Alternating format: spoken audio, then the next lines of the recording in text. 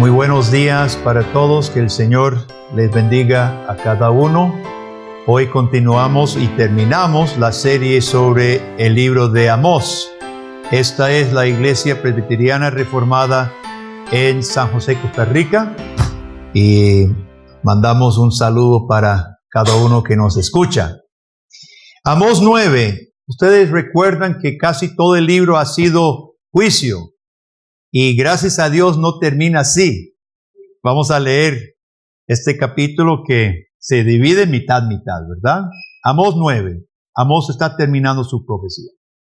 Vi al Señor que estaba sobre el altar y dijo: derriba el capitel y estremezcanse las puertas y hazlos pedazos sobre la cabeza de todos. Y al postrero de ellos mataré a espada. No habrá de ellos quien huya ni quien escape. Aunque cavasen hasta el Seol, de allí los tomaré mi mano. Y aunque subieren hasta el cielo, de allá los haré descender. Si se escondieren en la cumbre del Carmelo, allí los buscaré y los tomaré. Y aunque se escondieren de delante de mis ojos en lo profundo del mar, allí mandaré a la serpiente y los morderá. Y si fueren en cautiverio delante de sus enemigos, allí mandaré la espada y los matará. Y pondré sobre ellos mis ojos para mal y no para bien. El Señor Jehová de los ejércitos es el que toca la tierra y se derritirá. Y llorarán todos los que en ella moran. Crecerá todo como un río y mermará luego como el río de Egipto. Él edificó en el cielo sus cámaras. Ha establecido su expansión sobre la tierra. Él llama las aguas del mar y sobre la faz de la tierra las derrama. Jehová es su nombre. Hijos de Israel, ¿no me sois vosotros como hijos de los etíopes? Dice Jehová. ¿No hice yo subir a Israel de la tierra de Egipto, y a los filisteos de Caftor y de Kir a los arameos? Y aquí los ojos de Jehová el Señor están contra el reino pecador. Yo lo asolaré de la faz de la tierra, mas no destruiré del todo la casa de Jacob, dice Jehová. Porque he aquí yo mandaré, y haré que la casa de Jehová de Israel sea zarandeada entre todas las naciones, como se zarandea el grano en una criba, y no cae un granito en la tierra. A espada morirán todos los pecadores de mi pueblo que dicen: no se acercará ni los alcanzará el mal. En aquel día yo levantaré el tabernáculo caído de David y cerraré sus portillos, levantaré sus ruinas, lo edificaré como en el tiempo pasado, para que aquellos sobre los cuales es invocado mi nombre posean el resto de Edom y a todas las naciones, dice Jehová, que hace esto. He aquí vienen días, dice Jehová, en que el que ara alcanzará al segador, y el pisador de las uvas al que lleve la simiente, y los montes destilarán mosto, y todos los collados se derritirán. Y traeré del cautiverio a mi pueblo Israel, y edificarán ellos las ciudades asoladas, las habitarán, plantarán viñas, beberán el vino de ellas, y harán huertos y comerán el fruto de ellos, pues los plantaré sobre su tierra, y nunca más serán arrancados de su tierra que yo les di, ha dicho Jehová, Dios tuyo. Finalizando esta profecía, el Espíritu Santo inspira a Amós que haga un resumen en los primeros versículos del 1 al 5 de todo lo que había hablado anteriormente. Y ustedes recordarán estos temas. En versículo 1, Dios promete juicio sobre los rebeldes. Y esa figura de que se derribará el templo, ¿a qué le recuerda? ¿Cuándo se cayó un templo encima de todos los adoradores? Con Sansón. ¿Se acuerda cuando Dios le dio la fuerza a Sansón y ese templo de Dagón se vino encima de todos los filisteos? Los infieles de Israel son casi como los filisteos en el tiempo de Sansón, dice Dios. Y tumbaré el templo y los destruirá. Aquel templo falso, posiblemente el templo de Betel, o aún el templo de Jerusalén, donde se adoraba de manera falsa. Los versículos 2 a 4 lo pueden hojear. Dios reafirma algo que ya nosotros habíamos mencionado también. No habrá lugar de escapatoria. Aunque descendiera al Seol, al fondo de la tierra, o aunque subiera al cielo, dice Dios, no se me van a escapar. Monte Carmelo era el orgullo de Samaria, de Israel. Monte Carmelo, ¿verdad? Aunque se subiera el Monte Carmelo o se fuera el mar, de ahí no se me escapan. Y versículo 4 dice algo terrible. Mis ojos estarán sobre ellos para mal. Para mal. Léalo bien. Mis ojos estarán sobre ellos para mal. Querido amigo que me escucha, el Dios verdadero no es aquel Dios que muchos pregonan hoy. El Dios verdadero de la Biblia no es un Dios que todo lo soporta para siempre.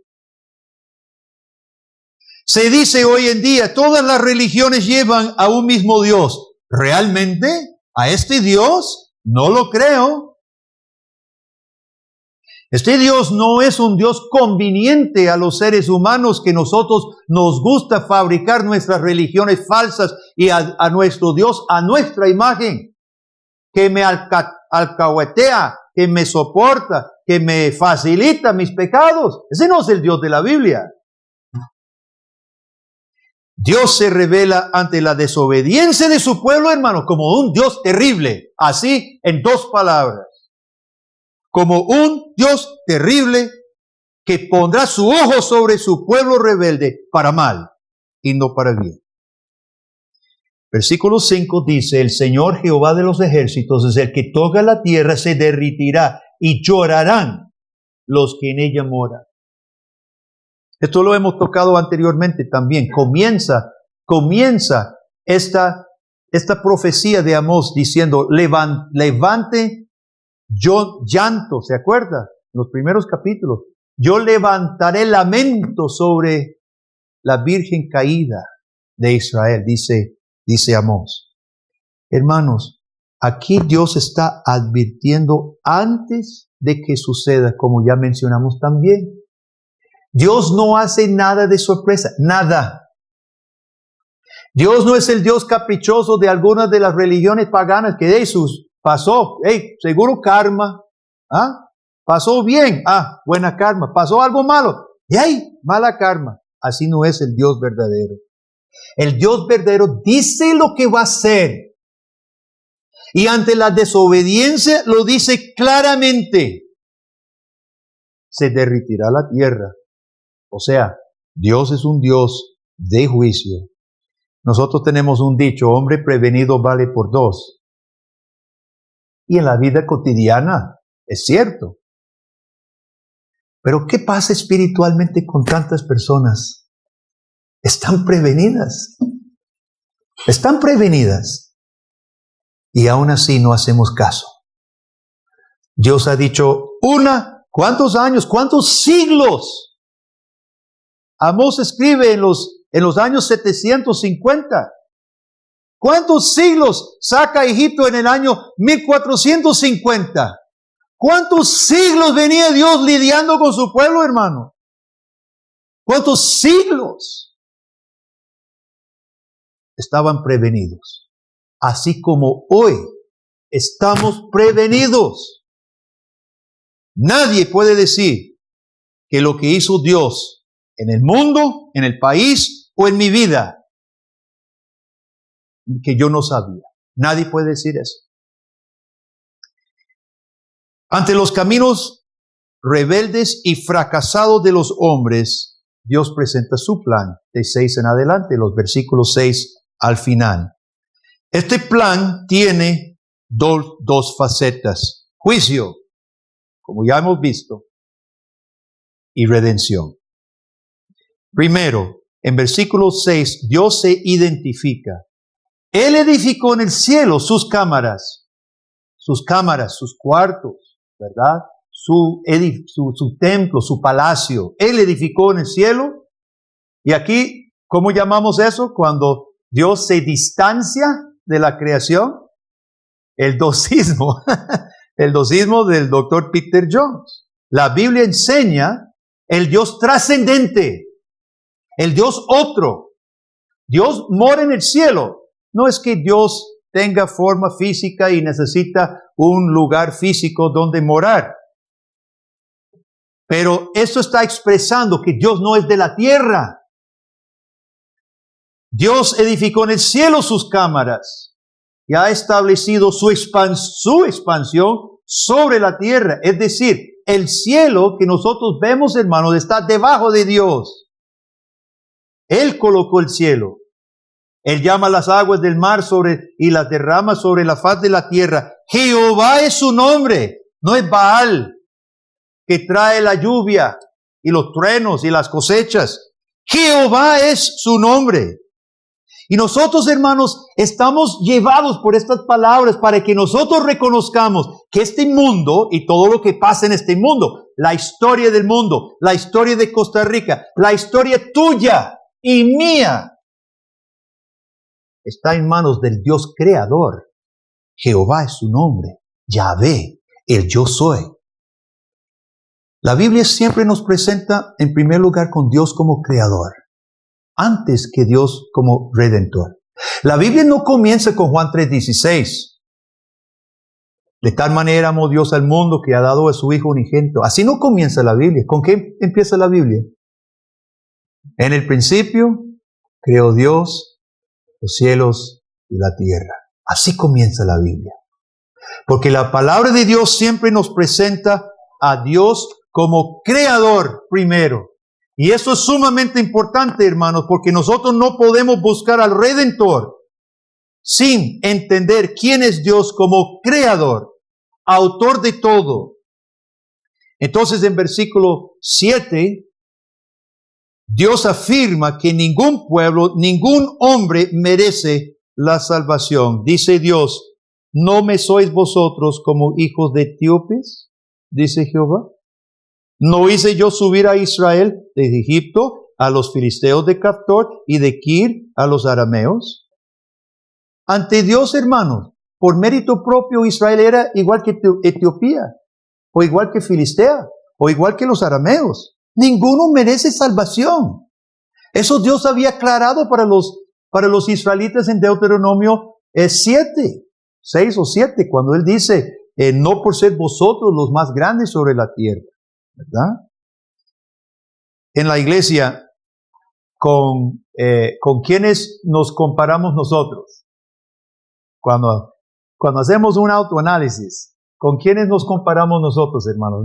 No es casi siempre los que todavía están, hacen menos que nosotros. Decimos, bueno, yo sé que no siempre asisto, pero hay otros que casi no van nunca. Yo sé que, pues, estoy colaborando poco con la causa del Señor, pero ya hay otros que no hacen nada. No, yo no estoy diezmando ni ofrendando, pero otros tiran monedas porque yo las oigo. ¿Por qué no nos comparamos con Jesucristo de Nazaret? Hombre perfecto. Si queremos hacer comparaciones. No nos comparamos con Jesucristo porque Él fue perfecto. Pero deberíamos compararnos con Jesucristo, hermano, para reconocer lo que realmente somos. No alcanzamos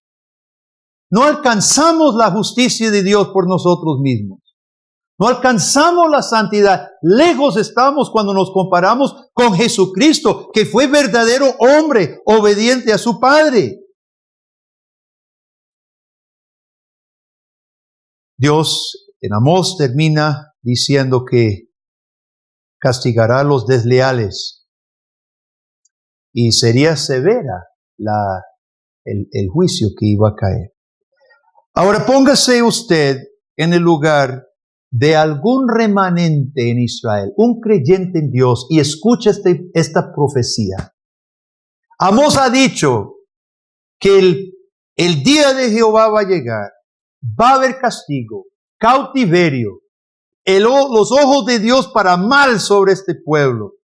Y usted, un creyente, ¿qué va a pasar? ¿Qué esperanza tiene? Entonces en versículo 8 empezamos a escuchar la esperanza. Al final dice, Dios, su ojo está contra el reino pecador. Final de 8. Mas no destruiré del todo la casa de Jacob. Aquí comienza, hermano, la segunda parte del plan de Dios. Su plan de redención.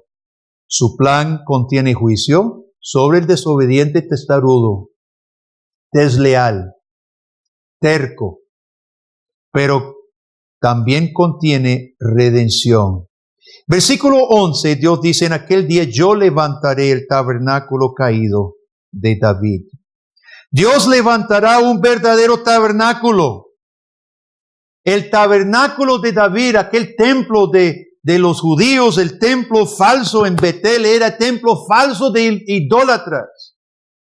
Y dice Dios, yo voy a levantar ahora un tabernáculo para mí. En aquel día, fíjese muy bien, que el tiempo es del Dios soberano. ¿Cuándo sucederá? En el tiempo de Dios. En aquel día yo lo haré. El creyente en Israel escuchaba esas palabras. ¿Y a qué lo llamaba?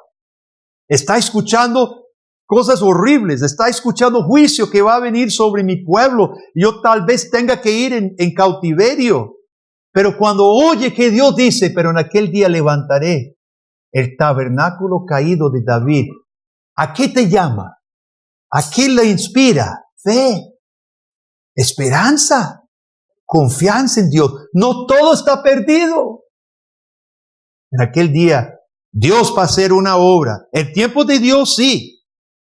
Y también la acción de redención es de Dios. Yo levantaré. Aquí no dice, en aquel día cuando yo les diga, esfuércense, pulsela, como decimos aquí, trabajen duro. No dice, tú puedes. Dice Dios, yo levantaré el tabernáculo caído. Ustedes nunca pudieron hacer nada. Por el pecado de ustedes, más bien los tuve que destruir. Yo tuve que tumbar el mismo templo, dice Dios. Pero yo voy a levantarlo. Yo lo haré en mi tiempo, de mi forma. ¿Cuándo fue cumplido esto? ¿Cuántos recuerdan estas palabras? El tiempo se ha cumplido. Venía Jesús de Galilea diciendo, el tiempo, no estoy recordando la primera parte. Bueno, ya saben, ¿verdad? No, es Marcos. Aquí dice, el tiempo se ha cumplido. El reino de Dios se ha acercado. Arrepentíos y creed el Evangelio. ¿Quién lo dijo? ¿Quién dijo esas palabras? Jesucristo, Marcos 1:14. El tiempo se ha cumplido fue, según Marcos, el primer mensaje de Jesucristo. ¿A qué se refiere versículo 11 en Amós? Ese día que Jesucristo nació, empezó su ministerio y vino anunciando, el tiempo se ha cumplido. ¿Cuál tiempo? Las profecías. En aquel día yo, dice Dios, yo levantaré. En aquel día yo redimiré. Y Jesucristo viene y anuncia. En Él se había cumplido las profecías.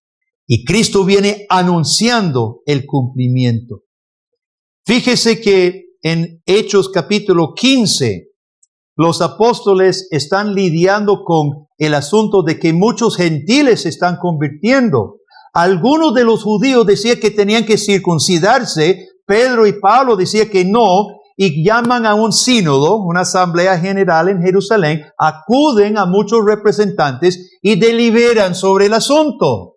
Y en medio de la deliberación se levanta y citan Amós capítulo 9. Y Jacobo dice, hermanos, esto concuerda con la profecía. En ese tiempo levantaré el tabernáculo para que todas las naciones hereden a Edom. Entonces, hermanos, los apóstoles entendieron que la obra de Cristo y el crecimiento de la iglesia entre judíos y gentiles era el cumplimiento de esta profecía. Aquel día es la iglesia, es el plan de redención, es el avance de la obra de Dios, es hoy. Nosotros estamos dentro de aquel día. Si Dios no está levantando su iglesia, pues, Dios no está edificando su reino, pues, por toda la tierra. En versículo 13, tal vez los chicos no entendieron bien qué significa que dice, vienen días cuando el que ara alcanzará el segador y el pisador de uvas al que lleve la simiente. Tal vez no entendemos qué significa. ¿Qué significa este versículo, chicos? Significa el que está recogiendo, el que está cosechando, ¿verdad? Él va por los campos, la cebada, está cortando. Es tan abundante la cosecha, son tantos los manojos, ¿verdad? Que todavía está cosechando y ya viene atrás el que tiene que arar y sembrar. No terminó de cosechar. Tanta abundancia había que no terminó de cosechar el trigo o la cebada y ya viene el que quiere plantar. ¿Qué está pasando aquí? Una reversa del castigo de Dios. Dios había dicho en Amós, van a plantar viñas, pero no va a beber su vino. Van a plantar campos, pero no va a comer nada de su cosecha. Pero ahora es una reversa. Ahora es lo contrario. Claro, era una civilización agrícola. Y la bendición de Dios se pone en metáfora, en figura de abundancia de cosecha, que dice que el que está estripando las uvas para sacar el vino, todavía había tantas uvas que no había terminado, ya viene con otra carga, de uvas, y pero suave. Vea usted qué hermoso, hermano. Yo quiero que nosotros comprendamos lo hermoso con que Dios quiere describir su salvación. Él mismo da reversa al juicio de él.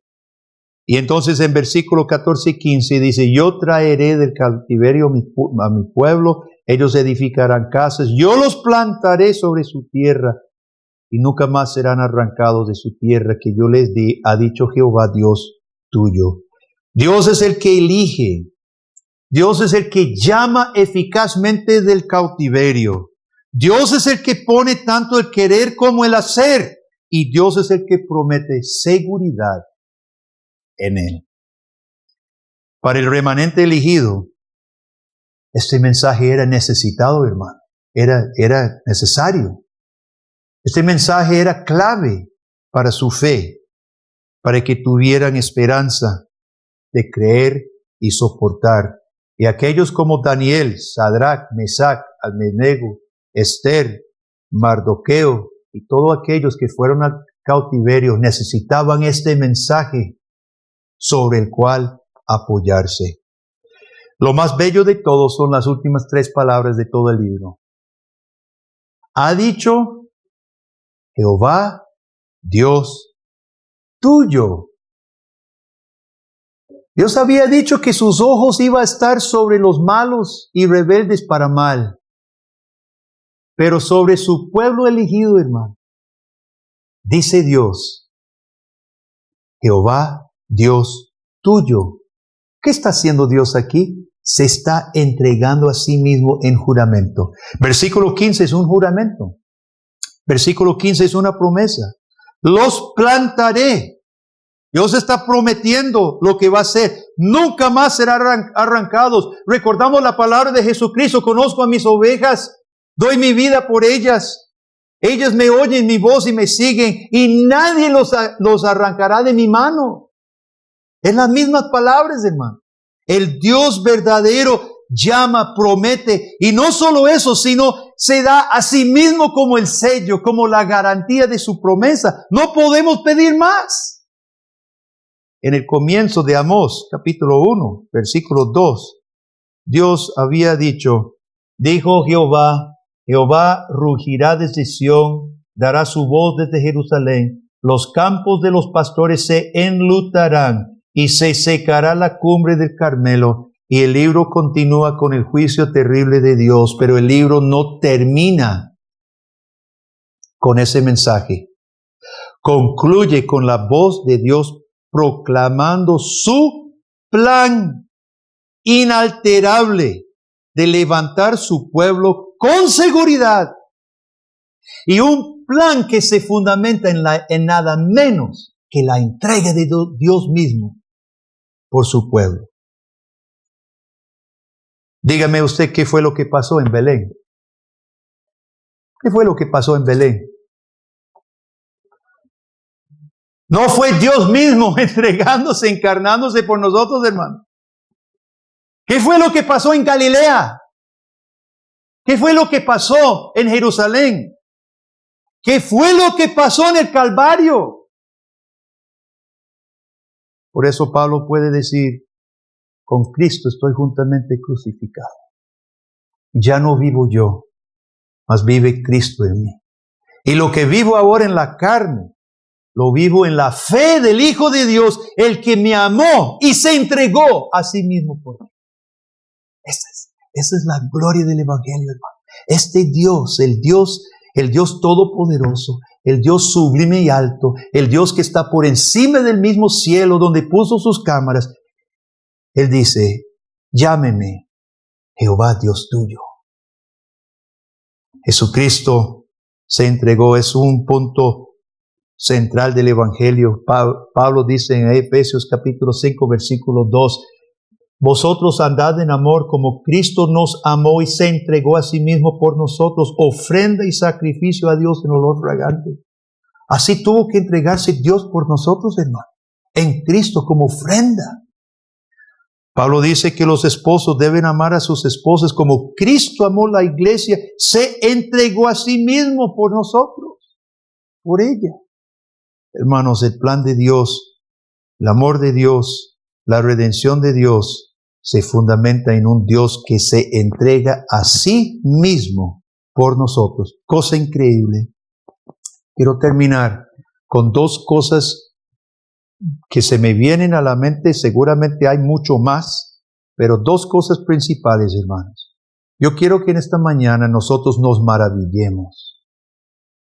Permítase maravillarse ante el alcance de la gracia de Dios. El alcance de la gracia de Dios. Solo en Cristo encontramos la absoluta seguridad de vida eterna. Y yo quiero leer nuestra primera pregunta y respuesta. ¿Cuál es tu único consuelo? Y podemos decir tu única fortaleza o tu único sostén, tanto en la vida como en la muerte. Y ustedes recuerdan la respuesta, que yo con cuerpo y alma, tanto en la vida como en la muerte, no me pertenezco a mí mismo, sino a mi fiel Salvador, que me libró del poder del diablo, satisfaciendo enteramente con su preciosa sangre por mis pecados, y me guarda de tal manera que sin la voluntad de mi Padre Celestial, ni un solo cabello de mi cabeza puede caer. Antes es necesario que todas las cosas sirvan para mi salvación. Ese es nuestro Dios, hermano.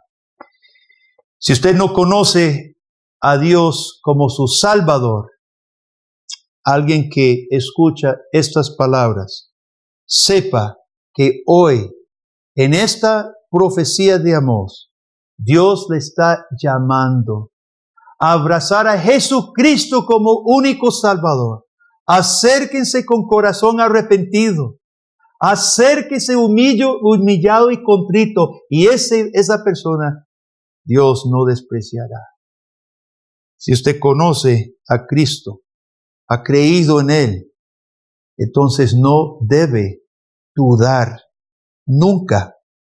Nosotros tenemos un consuelo firme.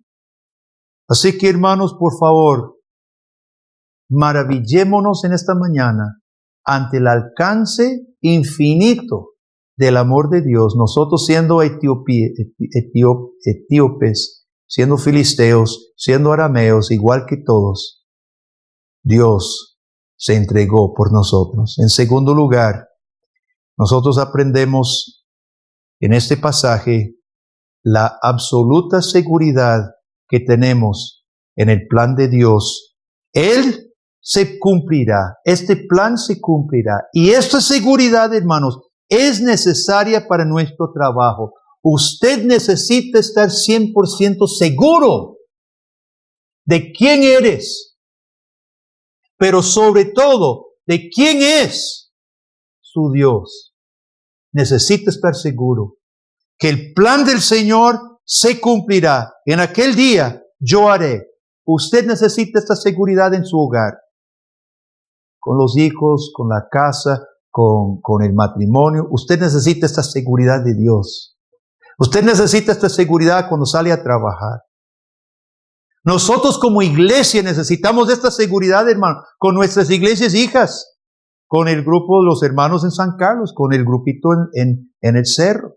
Necesitamos esta seguridad, saber que el plan de Dios es cierto y seguirá. Admiración, maravilla, gratitud, junto con seguridad, firmeza y trabajo. ¿Cuántos decimos amén? Amén. Oremos. Padre, gracias te damos por este libro de Amós. Hemos leído muchos pasajes muy duros. Tu juicio seguramente será terrible, Dios. Es terrible. Pero te damos las gracias, Señor, que la última palabra que nos das es una palabra de misericordia, de gracia, de aliento y de esperanza.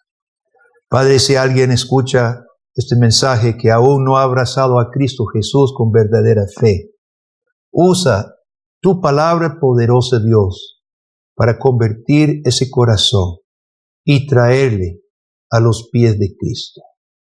Y para nosotros, tu iglesia, oh Dios, rogamos que esta palabra, Padre, infunda en nosotros primero maravilla, asombro, ante el alcance increíble de tu misericordia. Y luego, Padre, confirma esta palabra en nuestro corazón, nuestros corazones débiles y pobres, oh Dios, que tú te llamas Jehová Dios nuestro. Tú te has dado por nosotros en Cristo Jesús. Oh Dios, que nosotros podamos salir de aquí con esa confianza inamovible, oh Dios, esa certeza y seguridad de que tú eres el Dios que cumplirá tus planes, tu voluntad en nuestras vidas, de modo que podamos servirte con confianza, con tranquilidad, con obediencia, Dios, porque tú eres el Dios soberano. A ti toda la gloria sea por Cristo Jesús. Amén.